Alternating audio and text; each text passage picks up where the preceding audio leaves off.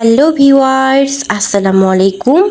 Share করব একদম সহজভাবে ঘরোয়া উপকরণ দিয়েই টুনা ফিশ কাবাব।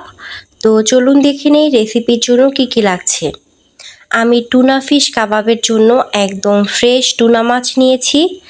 এই টুনা মাছের যে স্কিন বা চামড়া আছে সেগুলো ক্লিন করার জন্য লবণ পানি গরম করতে দিয়েছি। এই পানিতে টুনা মাছগুলো দিয়ে দিব। আমি এই মাছটাকে 10 মিনিট ভাপিয়ে নিব। এতে করে টুনা মাছের যে স্কিনটা আছে সেটা খুব সহজেই তুলে ফেলা যাবে। এ পর্যায়ে এলে পানি ঝরিয়ে নিয়ে মাছগুলোকে আলাদা করে নিব। সবগুলো মাছ থেকে পানি ঝরিয়ে নিয়েছি। টুনা মাছে খুব একটা কাঁটা থাকে না, দু একটা বড় কাঁটা থাকে যেগুলো খুব সহজেই ক্লিন করে ফেলা যায়। মাছগুলো পানিতে ভাপিয়ে নেয়াতে একদম ঝামেলা ছাড়াই খুব সহজেই এই মাছের চামড়া বা স্কিন তুলে ফেলা যাচ্ছে।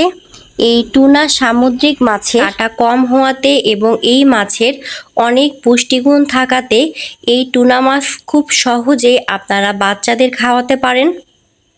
আমার ফেসবুক পেজ এবং ইউটিউব চ্যানেলে টুনা মাছ ভুনা রেসিপি দেয়া আছে, চাইলে দেখে নিতে পারেন।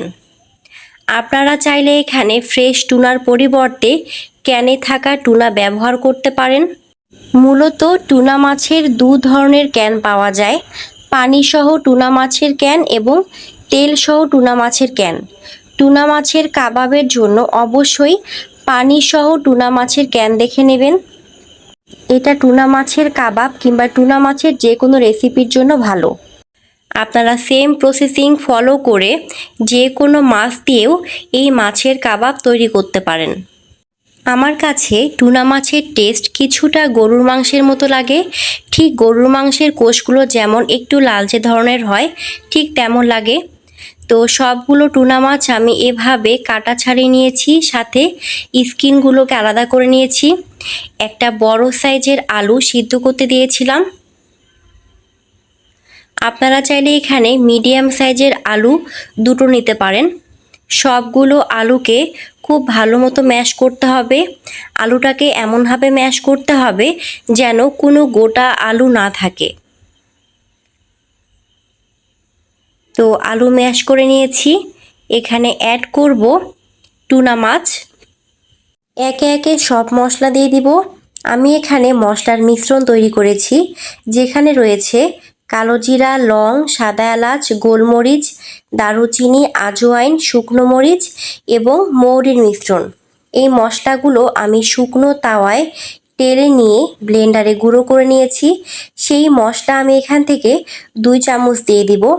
সাথে এখানে অ্যাড করব পেঁয়াজ কুচি, দিয়ে দিব এখানে স্বাদ মতো লবণ, স্বাদ মতো মরিচ গুঁড়ো, হলুদ গুঁড়ো, দিয়ে দিব জিরা গুঁড়ো, গরম মশলা গুঁড়ো, ধনিয়া গুঁড়ো, দিয়ে দিব এখানে আদা বাটা, রসুন বাটা, জিরা বাটা। সবগুলো উপকরণ একসাথে খুব ভালো মতো মিক্সড করে নিব। আশা করছি আপনারা মশলার পরিমাপ দেখে বুঝতে পেরেছেন আমি কি পরিমাপ মশলা এখানে অ্যাড করেছি। এই মিশ্রণটা হাতের তালুর সাহায্যে এভাবে একটু প্রেস করে মেখে নিব। নর্মালি আমরা যেভাবে আটার ডো তৈরি করি ঠিক সেভাবে হাতের তালুর সাহায্যে একটু প্রেস করে নিয়ে নিব। দিয়ে দিব এখানে 1 চামচ সর্ষের তেল। তেল দিয়ে এটাকে ভালো মতো মেখে নিব। তেল দেয়াতে এই কাবাবগুলোর শেপ দিতে সুবিধা হবে।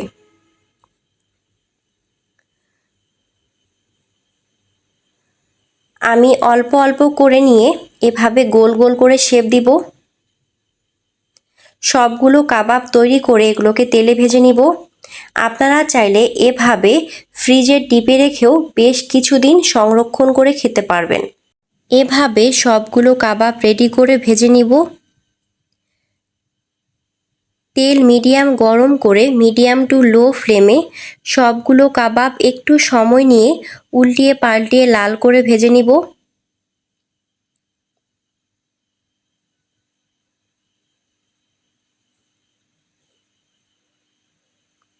কাবাবগুলো ভাজার যখন এ পর্যায়ে আসবে, এরকম ব্রাউন হবে, এগুলোকে নামিয়ে গরম গরম পরিবেশন করব। এই টুনা ফিশ কাবাব বিকালের নাস্তায় কিংবা ভাত কিংবা পোলাওয়ের সাথে সেট মেনু হিসেবে রাখতে পারেন। এই কাবাবটা খেতেও যেমন বেশ সুস্বাদু, এটা তৈরি করতেও ভীষণই সহজ। একদম ঘরোয়া উপকরণ দিয়ে খুব সহজভাবে আমি এই টুনা ফিশের কাবাব তৈরি করেছি। তো ভিউয়ার্স, আজকের রেসিপি কার কাছে কেমন লাগলো অবশ্যই তা কমেন্টে জানিয়ে দেবেন এবং বাসায় ট্রাই করবেন। একদম সহজভাবে এবং ঘরোয়া উপকরণ দিয়েই বিভিন্ন ধরনের রেসিপি আপনাদের সাথে শেয়ার করার চেষ্টা করি। আমার রান্নার রেসিপিগুলো আপনাদের কাছে ভালো লেগে থাকলে আমার ফেসবুক পেজটিকে ফলো দিয়ে রাখতে পারেন, ইউটিউব চ্যানেলটিকে সাবস্ক্রাইব করতে পারেন। এতে করে নতুন নতুন রান্নার ভিডিও আপডেট আপনাদের নোটিফিকেশনে চলে যাবে। Thank you. Let's see the next video.